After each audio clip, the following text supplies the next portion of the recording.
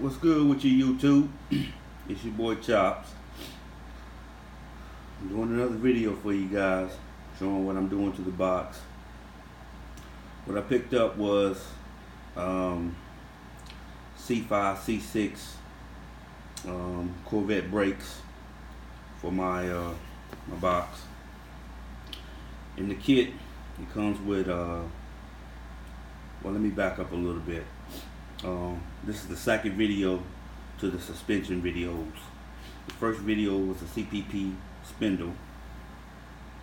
If you remember in that video, I painted them and I told you a little bit about the spindles, which on the boxes, on the Caprices, they got a short spindle, the same as a Camaro spindle.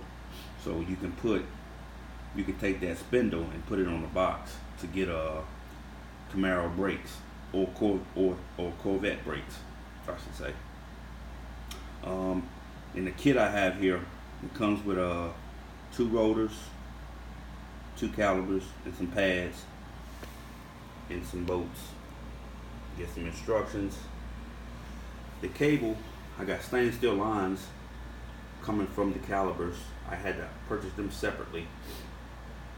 The front kit here, it cost about $760 bucks. I think I got a little 10% off, so it's a little bit more than that, not much more. It's probably about 70. I got about 70 bucks off, so they run about $800 some for the front kit up. These stainless steel lines came separate. I think I paid about 70 bucks for the lines for the front. These rotors are directional rotors. One goes on the left, one goes on the right. You got arrows on it that tell you which one is which. These are massive calibers, man. These things are huge, and I see why they say you have to have at least a 17-inch wheel to run them. And I'm not like the young cats, man. I'm not running no 24s or 26s or 28s, man. I'm running some 20s, and I'm lowering my car just a little bit, not a lot. That's the front. And the rear comes with, well, let me go back to the front. The front is considered to be a 13-inch rotor. And the rear is considered to be a 12-inch rotor. Same thing like the front, it comes with the bolts, come with pads, and it comes with a caliber. This caliber's a little smaller compared to the front one. It's a lot smaller. But anyway, all Wilwood. If you've seen in my previous videos, I have the Wilwood master cylinder already in the car. And again, this kit, it didn't come with the lines. I had to purchase the lines separately. And this kit here, I think it was a little bit over 700 bucks. So everything in this rear line was, again, 70 bucks too. So all in together, man, I probably got about 1,600 bucks in the disc brake setup. Of course, if you know, the box already come with disc up front. It come with drums in the rear. So the difference between what I'm doing with the front now is that the front comes with a spindle that takes a inner and outer bearing. I'm going with a seal bearing. That's what the Camaro uses. It used a seal bearing instead of in and outer bearings in races. So it's a lot better. It's modernizing it, I would say, if that's the correct word to use. In the rear, of course, it came with drums, and I'm converting them to disc.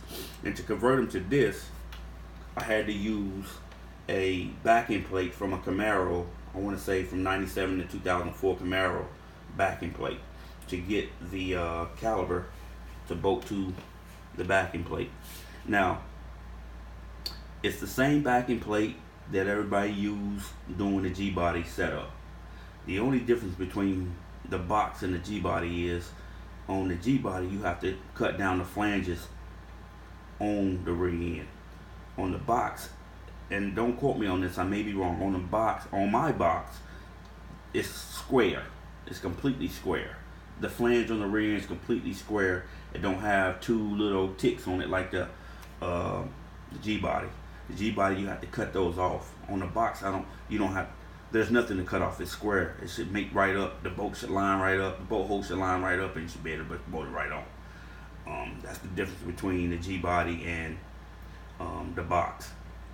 But you use the same backing plate, and hopefully I can use my same emergency brake cable with that setup. I'm not sure, but I'll see when I get to putting it on. What else? I'm gonna make another video. I'm gonna make 2 more videos with the suspension and the rear end. The next video will be me installing this on the front, along with upper and lower control arms, in and out of tie rods, new shocks and new springs. I'm gonna make that one video just doing the front end, and then I'm gonna make another video installing the rear. And along with installing the rear, I'm gonna install my posi and my new gears for the rear end. That'll be the last video on the suspension, along with shocks and springs too for the rear. So that'll be the very last video. I'm not gonna make a long video doing both at the same time, so it's just too long. So stay tuned for that next video, which will be doing the front end, and then I'll do the rear end next after that. But here it is, guys. The Wilwood setup for the box. If you can see, this is just a